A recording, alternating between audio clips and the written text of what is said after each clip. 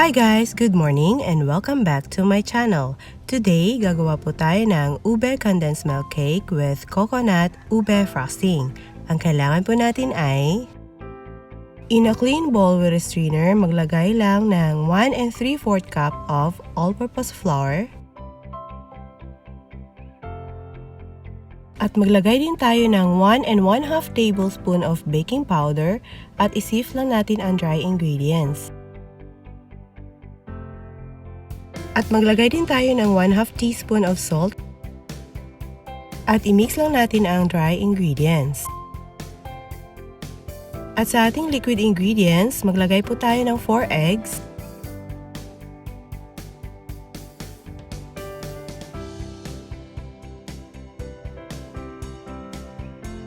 one teaspoon of vanilla, 1 can of ube condensed milk at ihalo lang po ang condensed milk sa ating mga ingredients.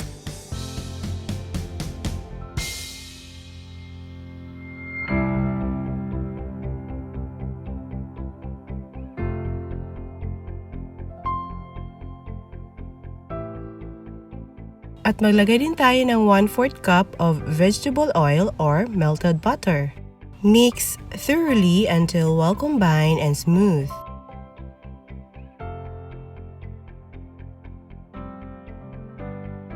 At habang nagmimix tayo ng ating cake batter mixture, sa hindi pa po nakapag-subscribe, please subscribe to my channel and don't forget to hit the bell button and please click all para lagi po kayo ma-notify whenever I release a new video.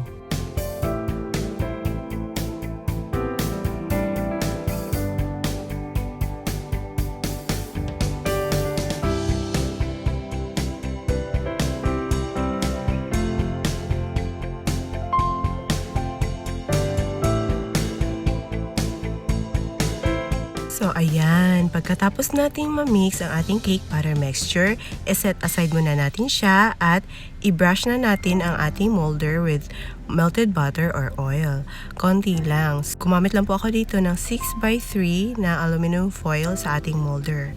At i-transfer na natin ang ating mixture to any desired container.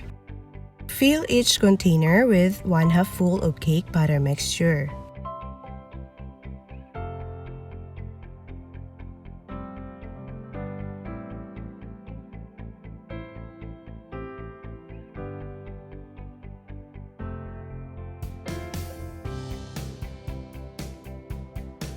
Top 3 times to get rid of air bubbles. At i-bake natin siya in a preheated oven at 175 degrees Celsius for 25 to 30 minutes. At dahil wala po akong oven, dito ko po siya lulutuin sa aking mahiwagang kaserola. Niluto ko po siya ng 30 to 35 minutes over low heat. And tada! Andito na po ang ating cake.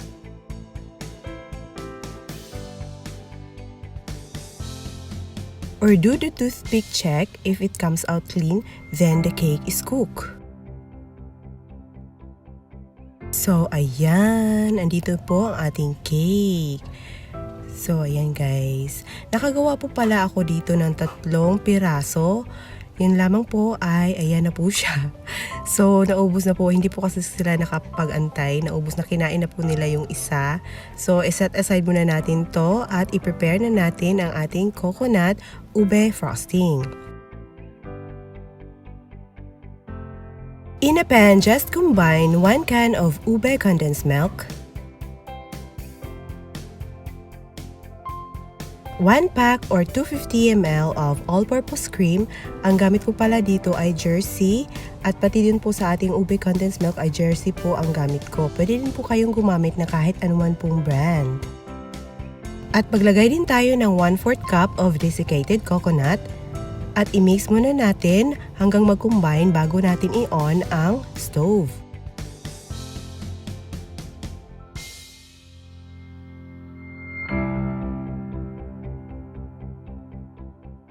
Turn on the stove into low heat.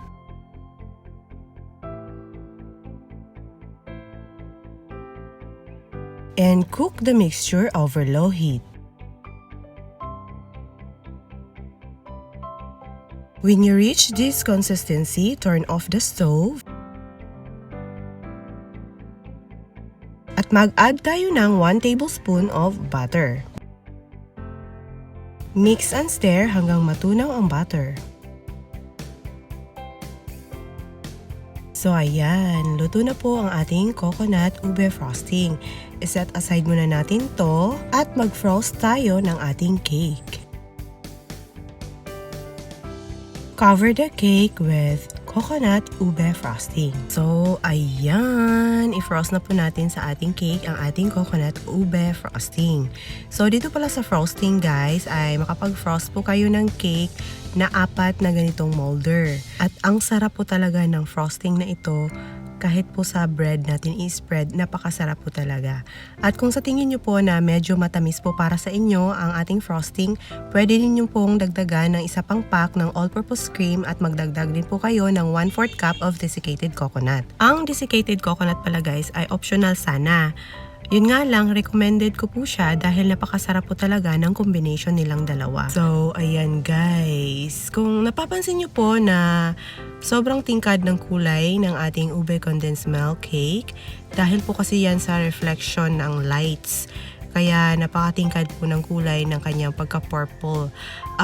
Kinuhunan ko po kasi siya or ginawa ko kasi itong cake na ito ng gabi. Kaya po nagkaroon po siya ng reflection sa lights. Kaya ganyan po talaga kakulay ng kanyang color ng ube. So ito naman po ang kulay ng ating Ube Condensed Milk Cake sa umaga.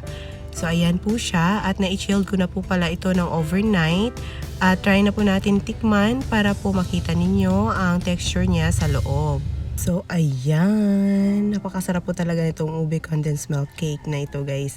At lalong-lalo na yung coconut ube frosting natin. Nako, trust me, napakasarap talaga. I-try nyo po kasi kahit po i-spread lang natin siya sa bread, napakasarap po talaga itong frosting na ito. So ayan po. At ito naman po ang gawa ni Miss Eunice Ethan. Ayan po ang gawa niya sa ating Ube Condensed Milk Yema cupcake. Maraming salamat po sa inyong feedback ma'am. Thank you po Miss Eunice Ethan, shoutout din po sa'yo. At ito naman po ang gawa ni Miss MJ Pangilinan. Ginawa po niya ang ube potato cheese. Maraming salamat po sa inyong dalawa ni Miss Eunice Ethan at ni Miss MJ Pangilinan. Sa pag-send po ng photos, thank you po and shoutout po sa inyong dalawa.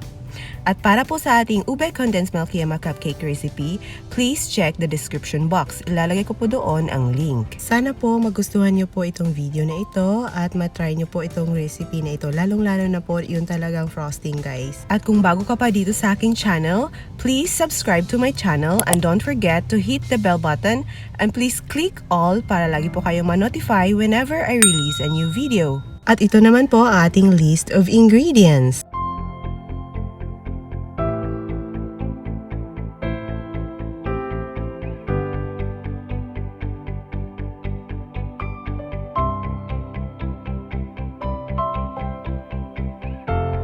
So ayun guys, yun lamang po for today. Maraming salamat po sa panonood ninyo sa aking channel. Sana po hindi po kayo magsawa sa panonood at pagtangkilik sa aking channel. Thank you guys for watching and please don't forget to like, share, and subscribe. Bye! See you on my next video po. God bless you po. Bye!